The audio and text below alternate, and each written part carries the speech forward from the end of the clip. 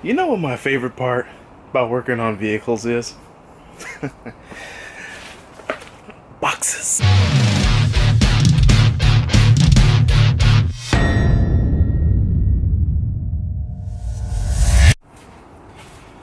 Alright, so I have here a cool little box from Fleece Performance.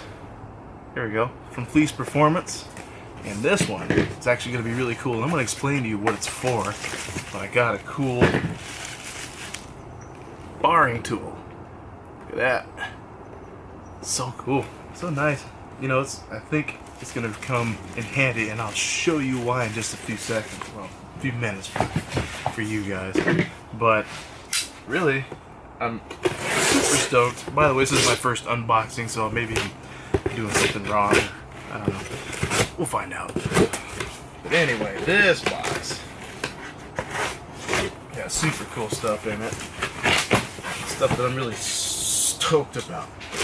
I mean, really, who doesn't like... Oh, I ruined that one. Alright.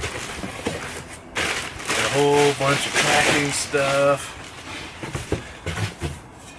And one turbo downpipe. Look at that. Nice flanged end. Yeah. That's going to be cool. This is a diamond, I think they call it. Well, anyway, I'll leave some links in the description below on some of the parts that I got here. I think they call it diamond force, diamond eye. I don't remember. Anyway, off the top of my head, I don't remember anyway. And some ARP crank studs, or bolts, crank bolts, and super lift. So I ended up getting some U-bolts because the other U-bolts that were on there, which you guys would be interested to see possibly. I know I was pretty blown away myself by it, but the guy that did the axle swaps on the truck decided he would take it upon himself to put the axle on without new U-bolts. So it makes a mess of stuff. Got some hardware. Let's see how long these work.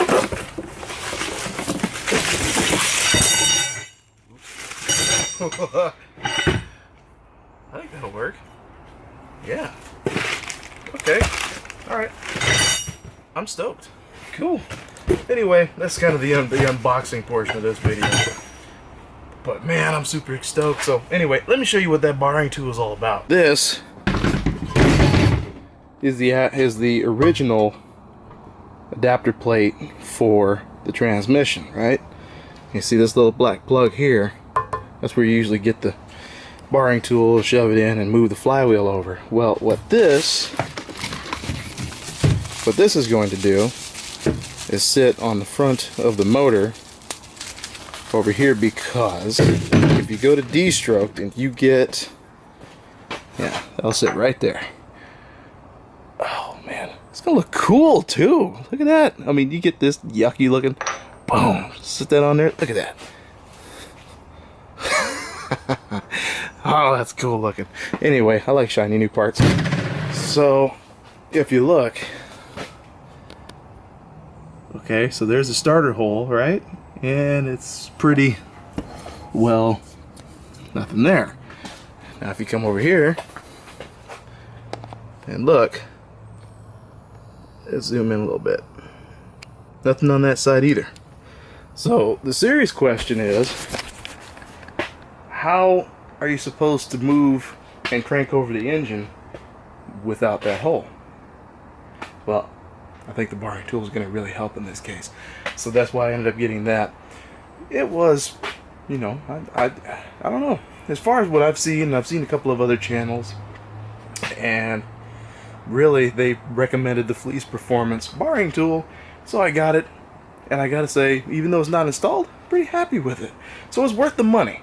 If you're gonna do something, do it right, spend the money, make sure you pretty much eliminated all possibilities of something going wrong. Yeah, I know. Don't quote me on that. Alright, so basically the rest of this video I'm going to be just installing parts, and as I go along I'll kind of explain what I'm doing and where I'm doing it, why I'm doing it. But, you know, I want to see if like this turbo downpipe will fit on there. Matter of fact, let's mark that up right now.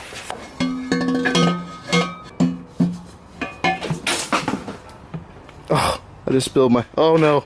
Oh, I spilled my monster. Oh no. Oh, okay, don't leave things on the tire. Totally abuse it. It's gonna be flat by the time it sits back down. Great. Man, already making a mess. Anyway, let's see how this fits.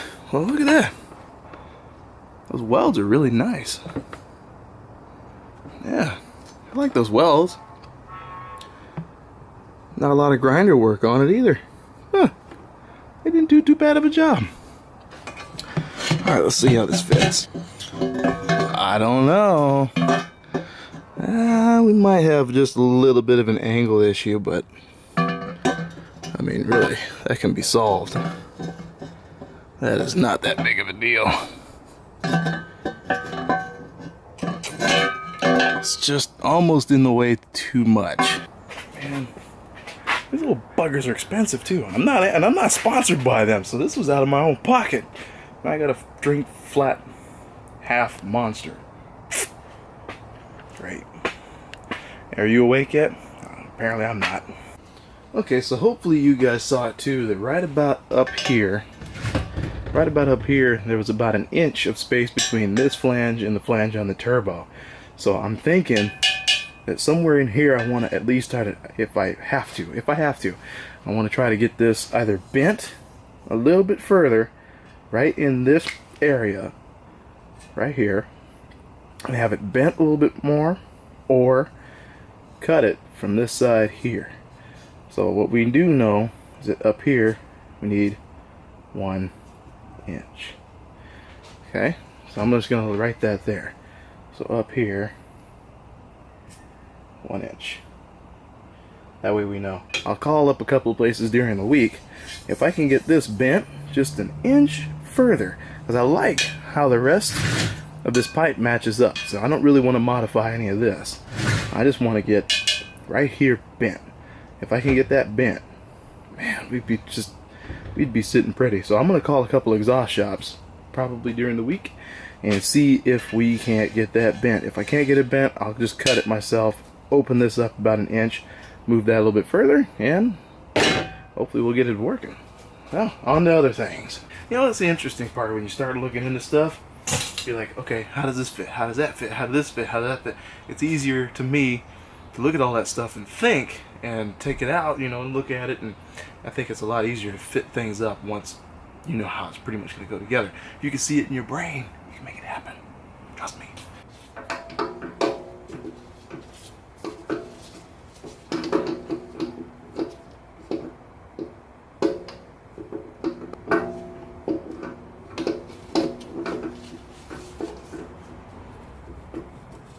So I don't know if you guys were able to tell, but when I was trying to install, here we go, when I was trying to install the starter here, this part right here was banging up against the motor. Now what I'm going to do is take a little grinder and kind of grind a divot into there to make room so we can actually install the starter into it, because for whatever reason this was just not liking bolt hole that was probably like yay big. Come on, focus. There we go. There's a bolt hole about yay big that just decided it was gonna be in the way of this on the Cummins. So naturally, Ford part doesn't like the Cummins setup.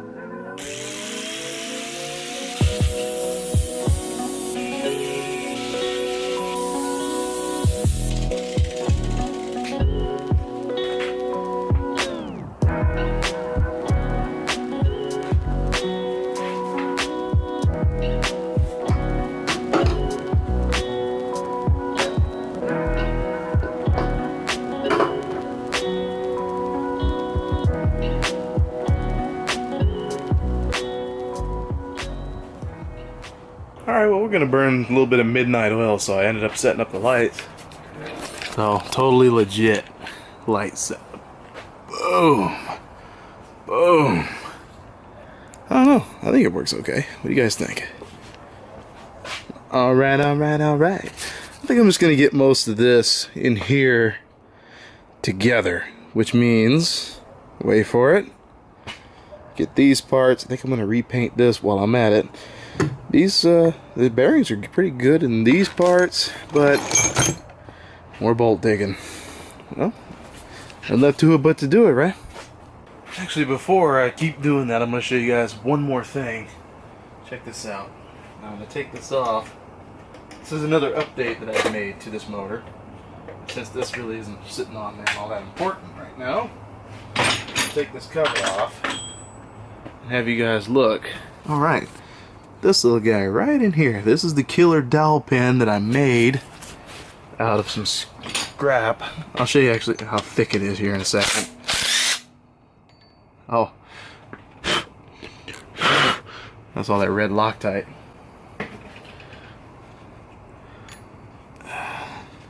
And that is all I did was just cut up a little piece of metal and made a little killer dowel pin. Saver, keeper? Sure, let's call it keeper. So anyway, that's the little hole, and that's the pin itself, and that's kind of pretty much on its way out. So it's a good thing that we get to install this little keeper. So actually what I'm going to do before all of that is actually put some more of this red Loctite on that bolt and then reinstall it. I don't know if I did it anyway, but you know, it's always good practice. I do not want that falling out. Okay, so now comes the fun part. Now I have to find all of the bolts for this and then start on installing this guy. The cover plate for all this fun stuff in here.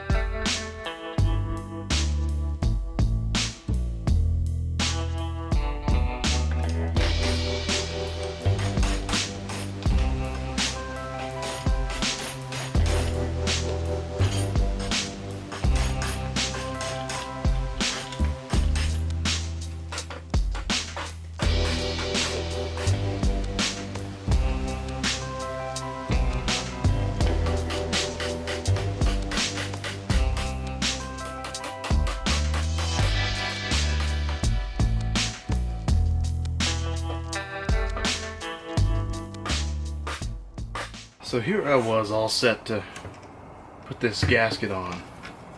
And I don't know if you really truly need the gaskets, but I'm gonna look it up on the internet. But this is what I've got. When you put this on, these holes don't match up. There's no way. I mean, really? It's like this kit wasn't meant for this. Oh man, that is so frustrating. So I'm gonna look online first and then see if we even need this, because I know sometimes you can get away with it not having it. And just in case, I've got some of the best form of gasket the person can ask for, but man, that irritates me. Okay, time to consult Google. So in my Google searches, I found that they gave a killer dowel pin repair kit with RTV and no gasket. Now I know the gasket can be ordered, but when I look back, let's just go back a few pages. So when I look on here, it shows timing cover, gasket, or RTV. Now you look around on here, people say, I just use RTV, no gasket. Where was the good one? Let's see. RTV is what TST sent. Right here. And that's a very good product. I believe Cummins now says to just use a quality gasket sealant in place of the gasket. So I think we should be okay. And besides that, I got pretty good aircraft. Yeah, here we go. Favorite aircraft sealer on old gasket. Now this guy was crazy for doing the swap or replacement on the gasket with the old gasket, but whatever. I'm not judging. Who am I to judge? I don't even know. So let's go change that.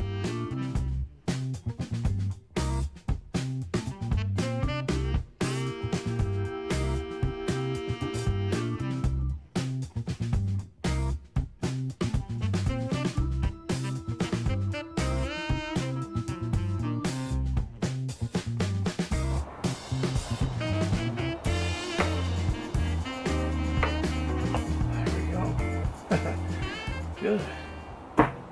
Boom. All right. Look at this. Look at this. So I was digging through my little bag, looking for bolts to use. And what do I find? Look at this. This is, again, I'm going to keep saying this because it's just beyond ridiculous at this point. Let's see, where do I need it to focus? Right there. This is beyond ridiculous at this point. Look at this. This is one of the bolts that I found. This is what happens when people work on your stuff. They don't care. They just start rounding out bolts like, whatever, he'll figure it out. I don't even, I don't really hope, I don't know. I really hope that it just kind of goes in and just holds it long enough for the gasket to seat without it really being too much of an issue. I can get it out if that's the case, but I really, there, that's all the furthest I needed to go. That's just pathetic. Absolutely pathetic. And now I'm missing one. It's right here.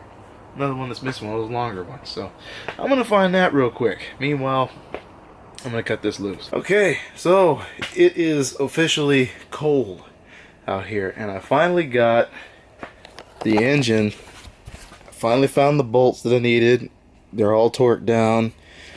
I have the shaft seal installed, and it looks cherry so far. I don't see any open spots or anything on this little dust cover or anything. I think we're all good there.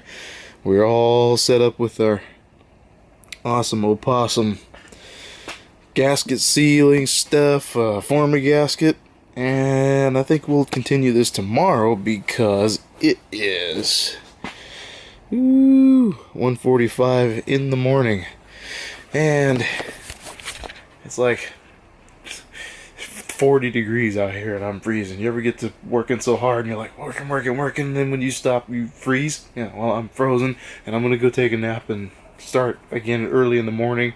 And for right now, gotta get these dirty clothes off, and I'm gonna wrap this video up with saying thank you guys very much for stopping by and watching, and I really appreciate you guys for your thumbs up, your comments, and your likes and subscribes. So thank you very much, and I'll see you guys in the next episode.